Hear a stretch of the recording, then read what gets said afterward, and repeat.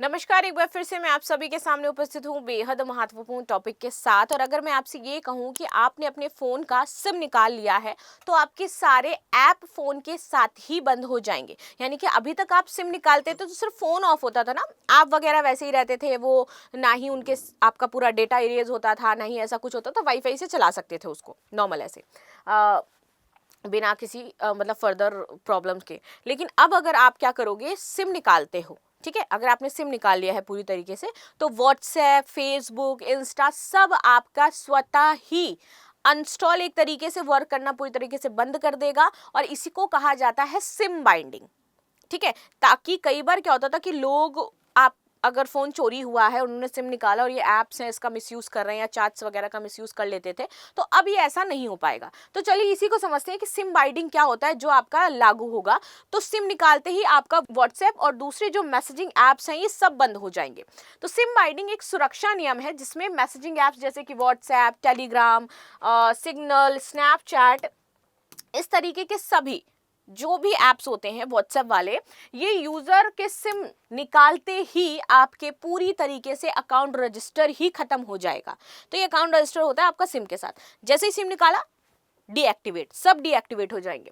मतलब फोन में वो एक्टिव सिम लगाना जरूरी होगा। अगर सिम निकाल दिया जाए तो पूरी तरीके से ये डीएक्टिवेट हो जाएंगे और ऐप काम नहीं करेंगे। ये नियम भारत सरकार के दूरसंचार विभाग डीओपी ने 28 नवंबर 2025 को जारी किया है और ये आपका telecommunication cyber security amendment rules 2025 के तहत आया है।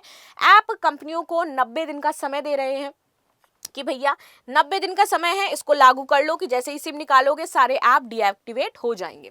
क्यों लाया गया ये नियम? मुख्य वजह है साइबर फ्रॉड और ऑनलाइन ठगी। ऐसे ही होती थी, कई ठग विदेश में बैठ करके भारतीय नंबरों का इस्तेमाल करते थे और वे सिम निकालकर या फिर डीएक्टिवेट करके ऐप चलाते थे, जिससे उनको ट्रेस करना मुश्किल हो जाता था। ऐसे में fishing, investment scam, digital arrest जैसी ठगी होती रहती थी, उस पर हम लगाम नहीं लगा पा रहे थे।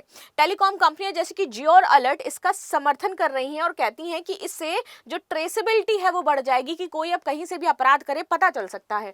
व्हाट्सएप और अन्य ऐप्स पर असर क्या पड़ेगा? तो सिम निकालते ही ऐप बंद हो जाएगा। वाईफाई ओनली डिवाइस जैसे कि टैबलेट और सेकेंडरी फोन पे भी व्हाट्सएप नहीं चलेगा। व्हाट्सएप वेब और डेस्कटॉप हर 6 घंटे में ऑटो लॉग आउट हो जाएगा और दोबारा से क्यूआर कोड आपको स्कैन करना होगा। मल्टी डिवाइस फीचर, व्हाट्सएप का कैंपेन मोड जो है, अकाउंट कई डिवाइस में जो होता है, आपने लॉगिन करा है तो वो प्रभावित हो सकता है। विदेश यात्रा, तो लोकल सिम चलाने वाले भारतीय सिम निकल जाएंगी तो ऐप बंद हो जाएगा। डुअल सिम फोन में रख सकते हैं लेकिन रोमिंग चार्ज लगेगा। अन्य ऐप्स जैसे कि Telegram, Signal, Snapchat, ShareChat, JioChat आदि पर भी ये नियम हमारा लागू होता है। फायदे और नुकसान की, साइबर क्राइम कम होगा, आपका अकाउंट ज्यादा सुरक्षित हो जाएगा, ये फायदे होंगे इससे। नुकसान की, यूजर्स को असुविधा हो सकती है कि बार बार लॉगिन करना पड़ रहा है, यार सिम निकाला किसी यूजर, दोबारा से लॉगिन करो, दोबारा से, ये सारी चीजें, तो उसमें प्रॉब्लम होगी। सर्वे पर ज्यादा जो सर्वर है जो इन सारी चीज़ों का आपको ओटीपी वगैरह भेजता है, उस पर थोड़ा सा ज़्यादा बोझ पड़ेगा, असुविधाजनक हो सकता है। ये नियम अभी लागू नहीं हुआ है लेकिन फरवरी 2026 से प्रभावी हो जाएगा।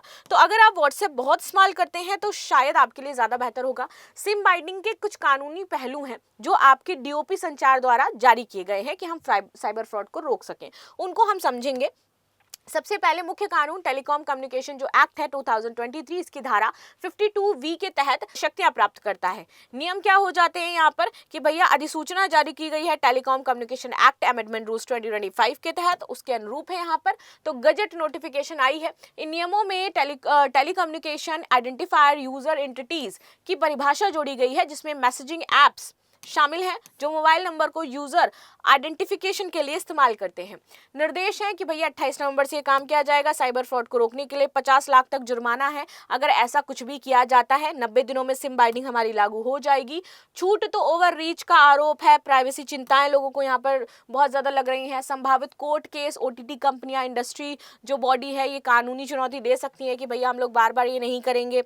समर्थन कुछ टेलीकॉम कंपनियां दे रही हैं। वर्तमान स्थिति ये है कि पब्लिक इंटरेस्ट दिखा रही है, वो बहिष्कार नहीं कर रही है, तो ये लागू हो सकता है। बाकी आप सभी की क्या राय है जरूर बताइएगा। मिलते हैं नेक्स्ट क्लास में, तब तक के लिए धन्यवाद। लाइक शेयर सब्सक्राइब करना बिल्कुल भी ना भूलें and thank you so much.